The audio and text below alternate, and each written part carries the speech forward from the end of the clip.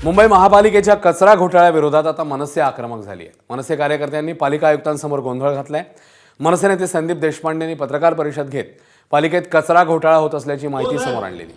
आयुक्तांकडे भेटीसाठी वारंवार वेळ मागूनही भेट न मिळाल्याने माजी नगरसेवक संतोष धुरी आणि कामगार सेना सरचिटणीस केतन नाईक यांनी आयुक्तांच्या सुरू असलेल्या बैठकीत जाऊन गोंधळ घातलाय। या टेंडरची प्रक्रिया पूर्ण झाली नसून लेखी उत्तर देण्याचं आश्वासन आता पालिका आयुक्त भूषण गगराणींनी दिले। किती वेळा विषय मांडला साहेब, किती वेळा पत्र दिलं, निवेदन दिलं, तरी तुम्ही सांगत नाही त्याच्यावरती। आता पण सांगतो चौरे साहेबांना निरोप द्या, त्यांच्या कानामध्ये जाऊन सांगा, तरी ऐकत नाहीये